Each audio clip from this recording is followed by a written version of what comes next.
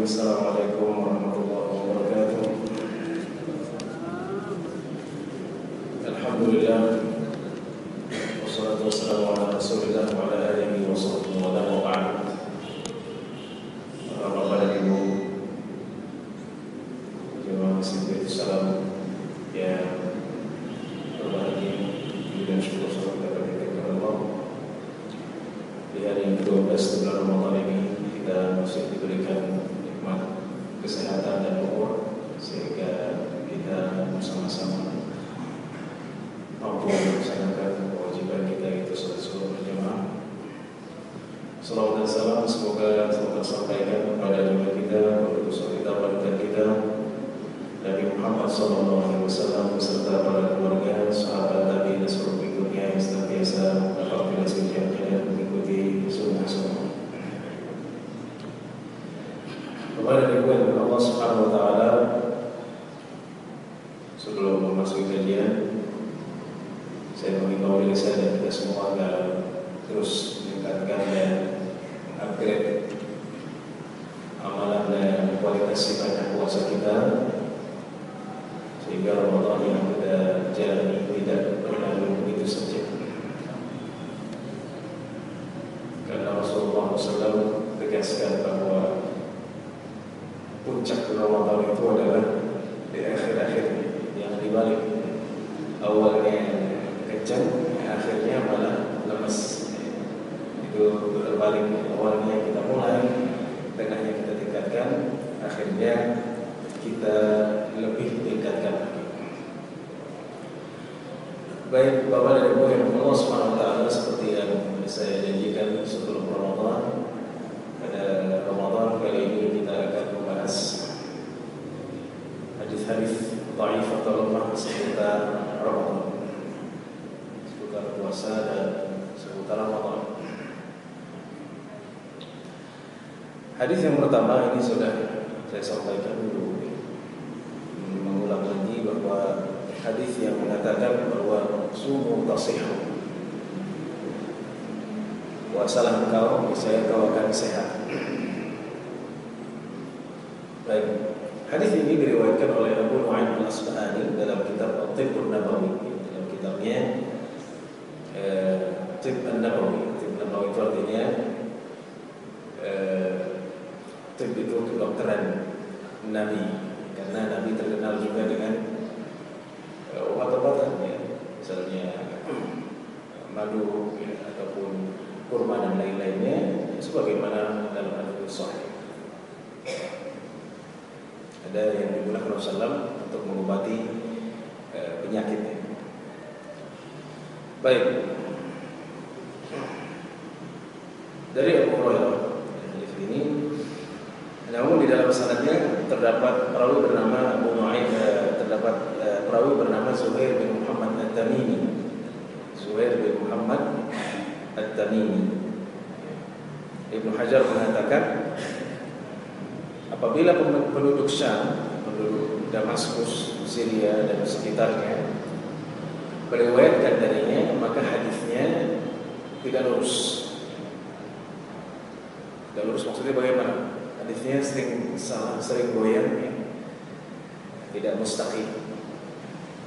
Oleh sebab itu perawi ini dilemahkan atau didhaifkan karena ketidaklurusannya. Tidak lurus bukan berarti dia melenceng dari jalan Allah, bukan, ya. Karena sebab lemahnya perawi itu dua. Pertama, dia itu agamanya rusak, berbohong, berdusta, melakukan dosa-dosa besar. Nah, itu ditolak hadisnya. Yang kedua, perawi ini tidak masuk dalam kategori itu. Yang kedua, hafalannya sering salah. Nah, itu yang disebut dengan mustaqim, tidak lurus, ya. Kadang begini, kadang begitu, dia tidak stabil, ya.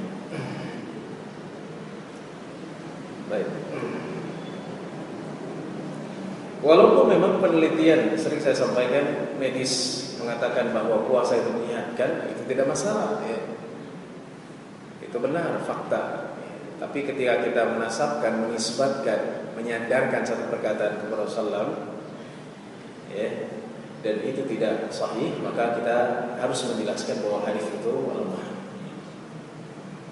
Dan sudah saya jelaskan hadis-hadis yang dia palsu, ya. Saya sudah bedakan hadis palsu apabila hadis itu terdapat orang yang pendusta,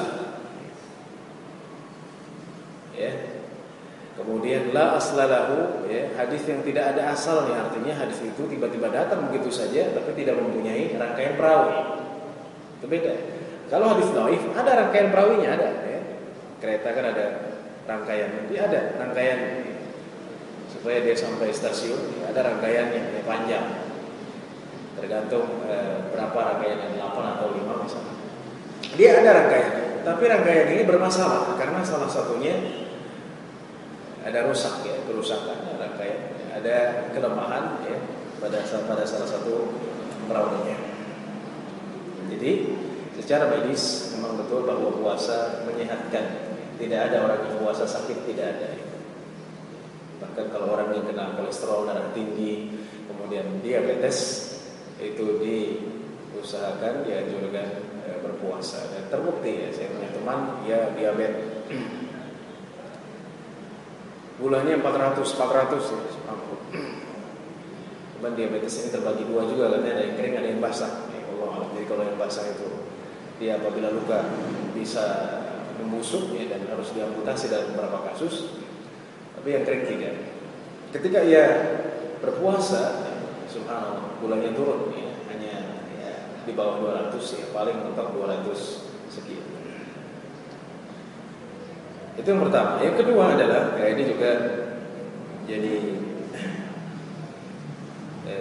mungkin acuan sebagian orang, ya, hadis yang mengatakan naumus shaim ibadah wa sumtuhu tasbih wa du'a'u mustajab wa 'amaluhu dha'af. Tidurnya orang yang berpuasa ibadah, diamnya tasbih, doanya dikabulkan, amalannya dilipat gandakan. Baik.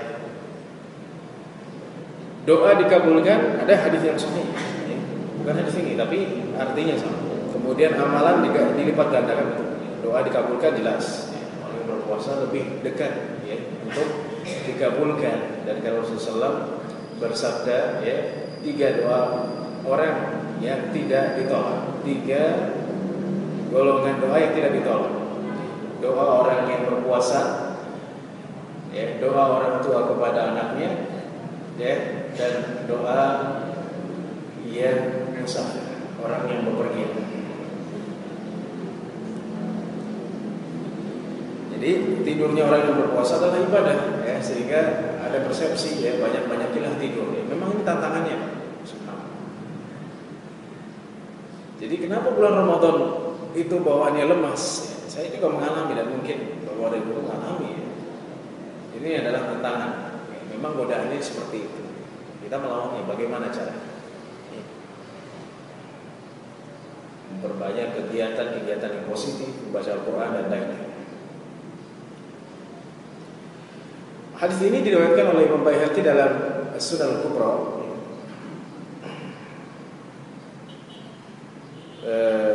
dari hadis Abdullah ibn Abi Aufa. Tapi di dalam sanadnya ada 2 perawi yang bernama Ma'ruf bin Hassan dan Sulaiman bin Amr an-Nakhai. Ma'ruf bin Hassan lemah, ya, ini dikatakan oleh Baihaqi sendiri. Dan Sulaiman bin Amr an-Nakhai, ia lebih lemah daripada Ma'ruf bin Hassan. Dan Iraqi mengatakan bahwa Sulaiman bin Amr an-Nakhai adalah salah seorang pendusta. Jadi kalau hadis ada salah satu perawinya dia pendusta, maka hadisnya langsung dalam kategori hadis palsu. Sekarang bagaimana kalau misalnya hadis ada yang bilang lemah, ada yang bilang perawinya lemah, ada yang bilang palsu, ya? Ya dia minimal jatuh pada lemah, ya.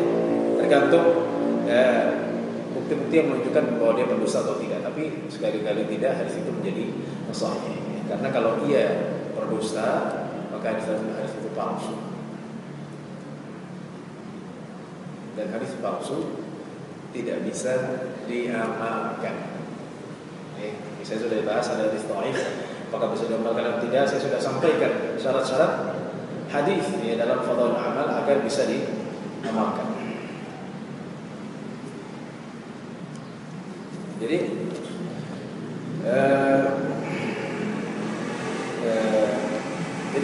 tidur itu pada dasarnya boleh. Mubah. Ya. Jadi tidur dia itu bukan asalnya ibadah, bukan. Puasa ya. Tapi asalnya mubah, boleh. Tapi kalau diniatkan, saya mau tidur dulu nih, ngapain? Supaya kuat nanti malam begadang. Subhanallah. Ngapain? Nonton bola? Oh bukan. Qiyam, ya, baca Quran ya. Kenapa kalau nonton bola mata kita bisa melotot? Tapi kalau qiyam ngantuk gitu, itu adalah pertanyaan yang bisa kita jawab sendiri. Karena semangatnya kurang. Kalau melihat bola Piala Dunia, semangat ya. Jadi kalau menghantarkan Al-Quran atau menghidupkan malam itu agak berat. Baik. Jadi kalau ia meniatkan untuk sebagai saya tidur untuk agar kuat nanti malam ya bergadang, atau agar kuat nanti untuk melakukan sholat tarawih karena sholat tarawihnya 1 juz ya, atau lebih, maka itu menjadi sarana ibadah. Itu bisa berpahala kalau seperti itu. Kalau tidurnya malas ya, pokoknya tidur ya, pengennya nanti bangun-bangun tiba-tiba adzan ya kan, seperti itu. Pasang alarm sebelah adzan ya. Nah, itu tidur malas, itu tidak mendapatkan pahala. Kata ulama semua. Baik. Itu hadis yang kedua. Hadis yang ketiga adalah ini hadisnya panjang. Saya tidak bacakan Arabnya, saya bacakan terjemahannya. Wahai manusia, bulan yang agung telah datang kepada kalian. Di dalamnya ada 1 malam yang lebih baik dari 1000 bulan. Itu tidak masalah karena hadis sahih menjelaskan hal tersebut. Allah menjadikan puasa pada siang harinya sebagai kewajiban, menghidupkan malamnya sebagai tatawwu, sunnah, ya jelas. Barang siapa pada bulan itu mendekatkan diri kepada Allah dengan satu kebaikan, maka ia seolah-olah mengerjakan ibadah wajib pada bulan lain. Nah, ini sering sampaikan. Jadi kalau mengerjakan satu hal yang sunnah di bulan Ramadan, itu nilainya sama dengan satu yang wajib di bulan yang lain.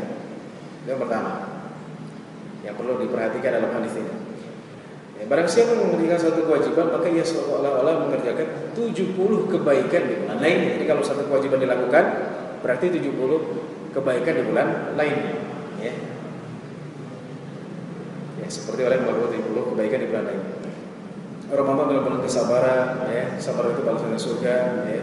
Tolong menolong, ya. Rizki orang mukmin ditambah. Barang siapa berbulan Ramadan memberikan hidangan berbuka, pada orang berpuasa dosa akan diampuni, selamatkan dari neraka, memperoleh pahala seperti orang berpuasa tanpa memperoleh pahala yang berpuasa sedikit pun. Itu jelas sahih. Ya. Jadi kalau kita memberikan pahala, memberikan buka kepada orang yang puasa, ya, ketika mereka buka, maka akan diberikan pahala puasa dari orang yang kita beri bukaan tanpa dikurangi dari pahala puasanya sedikit pun. Itu sering saya sampaikan. Ya, hadisnya adalah man fattara sha'iman kana lahu mithlu ajri shaimi wa la yanqasu min ujuri syai'. Jadi barang siapa yang memberikan bukaan bagi orang yang berpuasa, ketika buka maka ia akan diberikan pahala puasanya tanpa dikurangi sedikit pun. Contoh, ya. Kalau saya ngasih buka puasa buat 10 orang, ya. Maka ketika saya memberikan bukaan ini, apa saja bukaannya ya, bisa itu bukaan besar, bukaan kecil ya, karena di kita ada takjil ya. Kalau kita takjil itu artinya bukaan kecil ya, kurma dan air saja gitu, atau yang ringan. Maka kita akan mendapatkan pahala puasa orang tersebut. Ya, kalau ada 10 berarti 10. Tanpa dikurangi ya. Jadi bukan dibagi ya. Oh 50-50 dong Pak Ustaz ya. Kan kamu ngasih makan ya, tapi saya yang puasa. Berarti 50-50 ya, berarti 10 orang dibagi setengahnya 5-5. Enggak, kata Rasulullah full. Ya, jadi 10 orang pahalanya 10 dikasih pada orang yang memberikan buka puasa. Ya, kalau ada 100 dikalikan saja. Pahala puasanya tidak dikurangi pahala puasa yang orang berpuasa ya, itu dibagi full ya oleh Allah Subhanahu wa taala pahala puasa. Kemudian para sahabat berkata kepada Rasulullah, tidak semua dari kita memiliki makanan untuk diberikan kepada orang yang berpuasa. Itu tadi ya.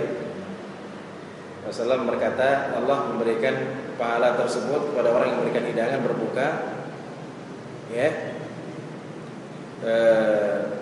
berupa sebutir korma atau seteguk air atau sedikit susu. Jadi itu, nah ini hadisnya ya, berarti nggak apa-apa ngasih korma aja, bukan seperti itu juga ya. Tapi kita memberikan yang banyak itu lebih baik. Dulu ketika saya di Mesir, itu 100% Mesir di Kairo itu 100%, 99% itu memberikan bukaan kecil atau bukaan besar. Dua-duanya ada. Dan itu dibagikan kupon-kupon sehingga mahasiswa ngantri mendapatkan makanan yang berlimpah. Nah, tadi kebaikan satu kewajiban yang dilakukan di Ramadan itu 70. Ya, seperti melakukan 70 di bulan lainnya, berarti dikali 70 itu tidak ada dasarnya. Karena Rasulullah menjelaskan, kullu amal ibni Adam yudha'afu al-hasanatu ila bi ashri amsalha ila 700 dhif ila ma syaa Allah illa as-salat. Kullu amal ibni Adam yudha'afu lahu al-hasanatu bi ashri amsalha ila 700 dhif ila ma syaa Allah illa as-salat. Jadi puasa itu setiap amalan anak Adam itu dilipat gandakan 10 sampai 700 sampai yang Allah inginkan kecuali puasa. Jadi puasa itu lebih daripada itu ya. Dan kita tahu setiap kebaikan dibalas 10, itu beda lagi ya. Kebaikan dibalas 10 ya, kemudian puasa itu lebih daripada itu dan tidak tahu kelipatannya kecuali Allah Subhanahu wa taala. Lebih daripada yang tadi. Yang 10 700 lebih dari itu. Hanya Allah yang tahu. Subhanahu wa taala. Nah, kemudian Ramadan, nah ini juga penting saya sampaikan, awalnya rahmat, pertengahannya maghfirah, akhirnya pembebasan dari api neraka. Ini populer juga ya. Jadi awal Ramadan 10 pertama itu kasih sayang Allah, tengah-tengahnya pengampunan, akhirnya pembebasan dari neraka. Ya, di sini hadisnya adalah Ibnu Khuzaimah dalam sahihnya. Dan perlu diketahui bahwa Sahih Ibnu Khuzaimah tidak semuanya sahih, tidak seperti Sahih Bukhari. Namun di dalam sanadnya terdapat perawi yang bernama, ini hadis Salman radhiyallahu anhu, Ali bin Zaid bin Jan'an, dan dia munkarul hadis. Ya, dan sering saya sampaikan apabila perawi namanya munkarul hadis ya, munkarul hadis itu bukan berarti dia bikin hadis-hadis kemungkaran, bukan ya. Oh, hadisnya mungkar nih. Oh, berarti hadis kemungkaran, ngajak orang berzina, melakukan dosa-dosa besar. Tidak, hadis mungkar artinya perawi itu dia melakukan kesalahan fatal dalam periwayatan hadis. Bagaimana mengetahuinya? Di komparasi dengan perawi-perawi lainnya. Jadi yang benar yang mana? Yang benar adalah ya, hadis dalam Tirmidzi ya, bahwa Nabi SAW bersabda ya, dan Allah membebaskan, ini potongannya, Allah membebaskan hambanya, Allah memberikan kebebasan bagi hamba-hambanya, dan itu setiap malam di bulan Ramadan. Jadi pembebasan dari api neraka bukan hanya akhirnya, tapi juga dari awal ya, malam pertama, kedua, ketiga, keempat, terus setiap malam Allah bebaskan hamba-hambanya dari api neraka. Itu yang perlu saya sampaikan, sehingga tidak ada anggapan wah nanti pembebasannya di 10 hari terakhir. Tidak ya. Karena Rasulullah menjelaskan dalam hadis sahih dalam Tirmidzi bahwa itu setiap malam di bulan Ramadan.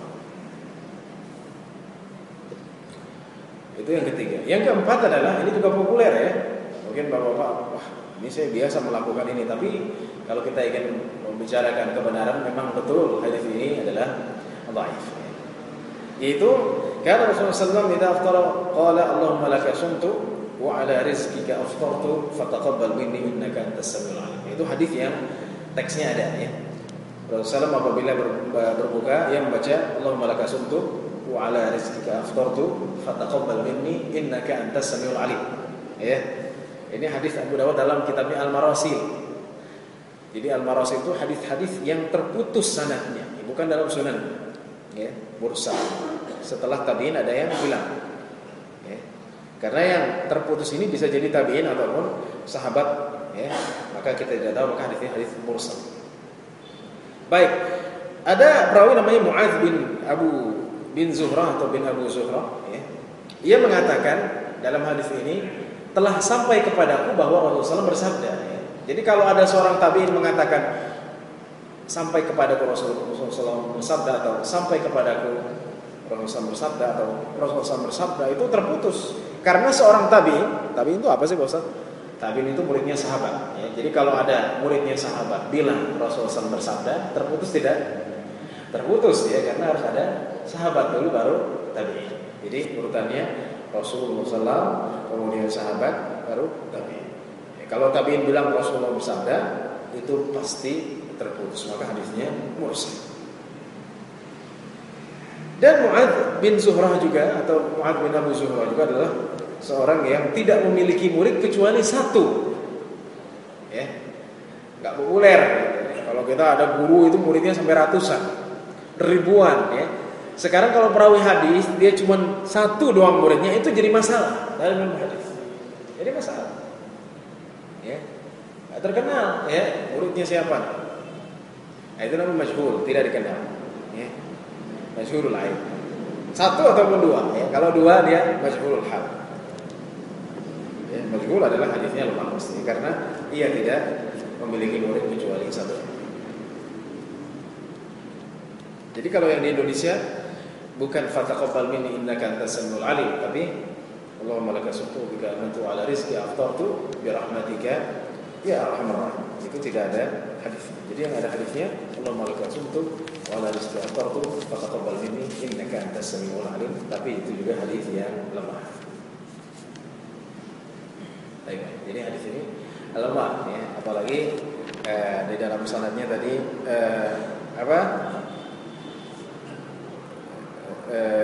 majhul ya, majhul aib. Yang sahih adalah Rasulullah apabila berbuka ya, beliau mengatakan dhahaba adh-dhama wa ibtalat al-'uruq wa thabata al-ajr insyaallah. Yang artinya telah hilang haus ya, dan tenggorokanku telah basah dan pahala telah tetap insyaallah subhanahu wa ta'ala.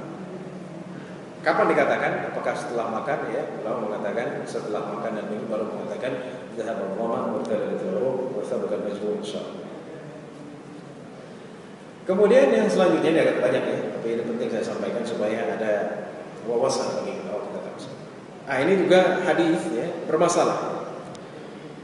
Man aftara yawman min Ramadan min ghairi khasatin lam yaqdihi wa in shama dahra kullahu.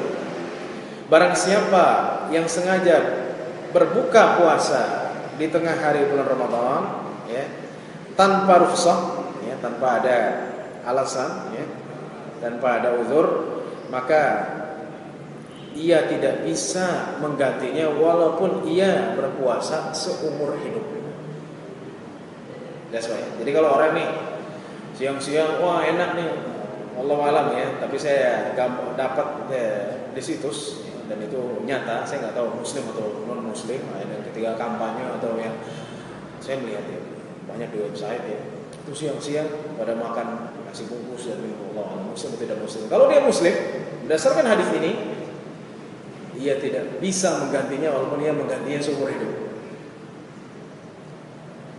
Ya, itu adalah peringatan keras. Ya, oleh sebab itu hadis ini ya diamalkan oleh sebagian ulama. Ya, sebagian ulama mengatakan ya seperti itu. Jadi balasan orang yang berbuka puasa tanpa uzur, ia tidak bisa menggantinya seumur hidup. Jadi dia seumur hidup berpuasa nggak bisa menggantikan satu hari itu. Ya. Tapi jumhur ulama mengatakan ia hanya menggantikan sehari saja. Ya, karena hadis ini disebutkan oleh Imam Bukhari dalam sahihnya ya dengan ta'liq ya. Nah, ini sudah mendalam. Jadi Bukhari itu tidak semuanya ya, yang dikatakan oleh Imam Bukhari tidak aku tulis di dalam kitabku kecuali yang sahih, itu yang musnad ya. Yang musnad, yang punya sanad, yang menyambung, nah itu yang dimaksud sahih. Tapi ada beberapa Imam Bukhari hanya menyebutkan wa yurwa dan diriwayatkan dari Rasulullah SAW. Jadi kalau Imam Bukhari mengatakan dan diriwayatkan dari Rasulullah SAW, putus atau nyambung? Putus ya, karena Imam Bukhari SAW minimal ada 3 perawi, 1, 2, 3. Nah ini putus. Harusnya Imam Bukhari bilang haddatsana Musanna, dari Musanna dari siapa? Waqi', dari siapa? Nafi' dari Ibnu Umar. Lalu nyambung, tapi di sini Imam Bukhari mengatakan wa yurwa, dan diriwayatkan dari Rasulullah SAW. Putus. Ini namanya hadis mu'allaq. Ya. Dan hadis mu'allaq dalam Bukhari itu terbagi menjadi dua, ya. Ada yang sahih dan ada yang lemah. Dan di sini Imam Bukhari mengucapkan riwayatkan dengan wa yuzkar dan wa yurwa, ya, dengan sighah at-tamrid yang mengindikasikan dhaif. Memang hadis ini lemah, ya, karena perawi bernama Mutawwis, Abu Mutawwis majhul, dan anaknya Ibnu Mutawwis layyinul hadits. Jadi majhul, dia tidak dikenal, ya. Punya murid cuma satu, muridnya siapa? Anaknya. Jadi dia punya murid cuma anak, dan anaknya layyinul hadits, ya, hadisnya lembek. Jadi dalam hadis ada orang yang lembek, ada orang yang kuat, ya, yang lembek itu, ya. Apabila ia meriwayatkan hadis salah, ya, itu namanya lembek, banyak kesalahan. Layyinul hadis. Berbeda dengan munkar hadis. Kalau munkar hadis fatal, riwayatkan hadisnya dengan kesalahan. Jadi itu tadi, ya, ada dua pendapat ulama atas hadis ini. Yang menggunakan hadis ini mengatakan orang yang berpuasa, yang membatalkan puasa, kemudian ia buka tanpa udzur, maka ia tidak bisa menggantikan seumur hidup. Yang jumhur ulama yang sahih adalah yang menggantikan sehari. Karena hadis ini hadis lemah, setelah itu.